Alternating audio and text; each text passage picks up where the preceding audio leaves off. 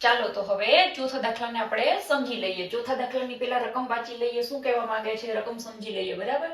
કીર્તિ book સ્ટોલે જૂન મહિનાના પ્રથમ સપ્તાહમાં કીર્તિ શું કરે છે? બુક સ્ટોલે પહેલા સપ્તાહમાં જૂન મહિનાના 2,85,891 રૂપિયાના પુસ્તકો વેચે છે. પહેલા અઠવાડિયામાં કેટલા? 2,85,891 અને બીજા સપ્તાહમાં 4,07,68 રૂપિયાના પુસ્તકો વેચે છે. બીજા અઠવાડિયામાં આટલા પુસ્તક વેચ્યા, પહેલા અઠવાડિયામાં આટલા રૂપિયાના પુસ્તક વેચ્યા.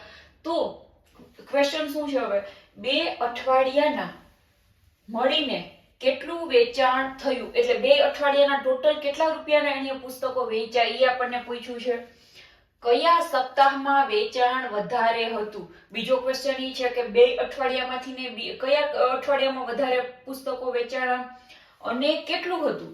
વધારે વેચાણા તો કેટલા વધારે વેચાણા? પહેલા અઠવાડિયા કરતા બીજા અઠવાડિયામાં કેટલા વધારે વેચાણા એ પણ આપણને પૂછ્યું છે. ચાલો તો આમાં 2 દાખલા આવશે. પહેલા તો ટોટલ પૂછ્યું છે કે કેટલા રૂપિયાના, એટલે બેયનો સરવાળો કરવો પડશે.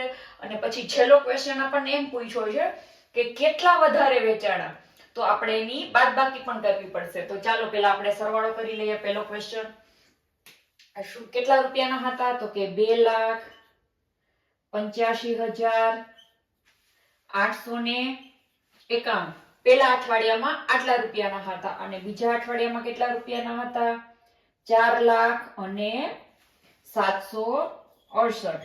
ચાલો તો ટોટલ કેટલા રૂપિયાનું વેચાણ થયું, કેટલા રૂપિયાના પુસ્તકોનું, એના માટે આપણે સરવાળો કરીએ. 8 ને 1 9, 9 ને 1 10 ને 5 15, એટલે 9 ને 6 15 ને 1 15 નો 5 વધી 1 8 ને 8 16 16 નો છગડો વધી 1 5 ને 6 8 4 ને 2 6. તો કેટલા રૂપિયાના ટોટલ પુસ્તકો વેચાયા 2 અઠવાડિયાના થઈને? 6,86,659. હવે આપણને બીજો ક્વેશ્ચન છે, કયા સપ્તાહમાં વેચાણ વધારે હતું? તો ચાલો જો આમાં ચોખ્ખું કીધું છે રકમમાં. પહેલા અઠવાડિયામાં 2,85,891 અને બીજા અઠવાડિયામાં 4,07,68. તો ચોખ્ખી જ વાત છે, બીજા અઠવાડિયામાં વધારે વેચાણ થયું. તો બીજો આન્સર આપણો એવો આવશે કે બીજા સપ્તાહમાં વધુ પુસ્તકો વેચ્યા. પછી ત્રીજો ક્વેશ્ચન છે કેટલા? કયા સપ્તાહમાં વેચાણ વધારે હતું અને કેટલું હતું? એટલે આ ત્રીજો ક્વેશ્ચન થઈ ગયો. અને કેટલું હતું? તો ચાલો એ સમજવા માટે આપણે શું કરી લઈએ? બંનેની બાદબાકી. ચાલો બાદબાકી કરવા માટે મોટી રકમ પહેલા લખશું આપણે. 4,07,68 માઈનસ કેટલા કરીશું? 2,85,891. ચાલો તો બાદબાકી કરવા માટે સ્ટાર્ટ કરીએ. 8 માંથી 1 જાય તો 7, 6 માંથી 9 જાય નહીં તો અહીંયા આવી ગયા 16 અને અહીંયા કપાઈને 1 ઓછા થઈ જશે તો અહીંયા થઈ જશે 6.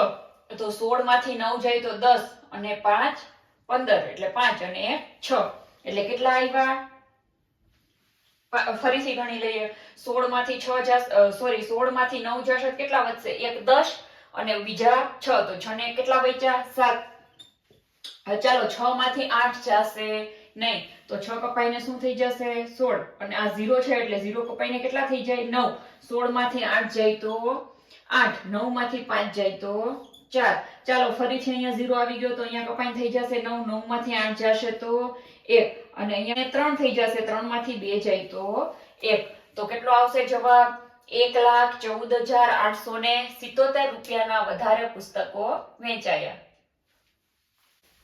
ચાલો તો ક્વેશ્ચન 5 ની પહેલા આપણે રકમ સમજી લઈએ. શું કહેવા માંગે છે? શું કહેવા માંગે છે ક્વેશ્ચન 5?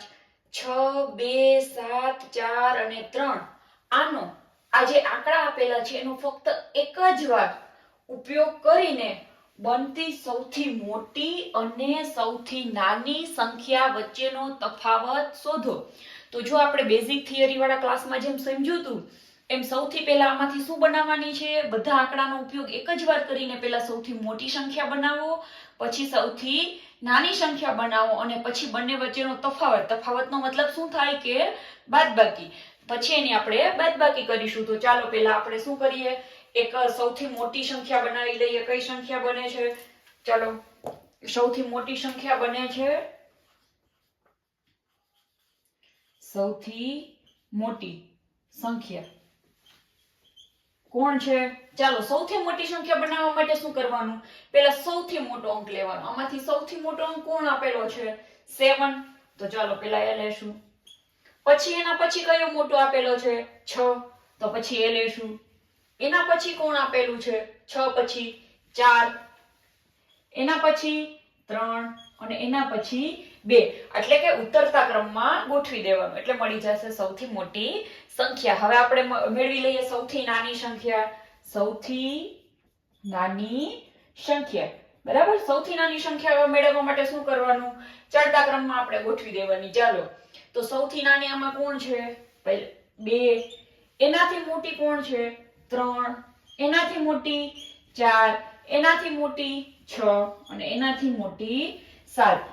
પેલા તો બે સંખ્યા મળી ગઈ અને પછી શું કીધું કે આ બંનેનો તફાવત શોધો. તો તફાવત એટલે બાદબાકી શોધવા માટે આપણે અહીંયા જ કરીએ છીએ. ચાલો તો બાદબાકી કરીએ છીએ. જો 2 માંથી 7 જશે નહીં તો શું આવશે? 10. તો 2 ના થઈ જશે 12 અને અહીંથી એક કપાઈને 2. તો 12 માંથી 7 જાય તો 5. 2 માંથી 6 જશે નહીં તો 2 ના થઈ જશે પાછા 12 અને અગેન અહીંયા એક ઓછા. તો 12 માંથી 6 જશે તો 6. હવે 3 માંથી 4 જાતા નથી તો 3 ને ફરીથી 10 અને અહીંયા પાછા એક ઓછા કરો. 13 માંથી 4 જશે તો 9. 5 માંથી 3 જશે તો 2. 7 માંથી 2 જશે તો 5. તો આનો આન્સર આવી ગયો છે આપણી પાસે 52,965. ચાલો તો હવે આપણે છઠ્ઠા દાખલાની રકમ સમજી લઈએ. પહેલા રકમ શું કહેવા માંગે છે? જો એક મશીન એક દિવસમાં સરેરાશ 2825 સ્ક્રૂનું ઉત્પાદન કરે છે તો જાન્યુઆરી 2006 માં કેટલા સ્ક્રૂનું ઉત્પાદન થયું હશે? એટલે પહેલા તો રકમમાં શું આપ્યું? રકમ સમજી લ્યો ને એટલે દાખલો એકદમ ઈઝી પડી જાય. કોઈ દિવસ દાખલામાં ભૂલ ના થાય. જો તમને રકમ સરખાએ સમજાઈ ગઈ હોય તો જ સમજાશે કઈ પ્રક્રિયા કરવાની છે. જો એક દિવસમાં કેટલા સ્ક્રૂ થાય છે?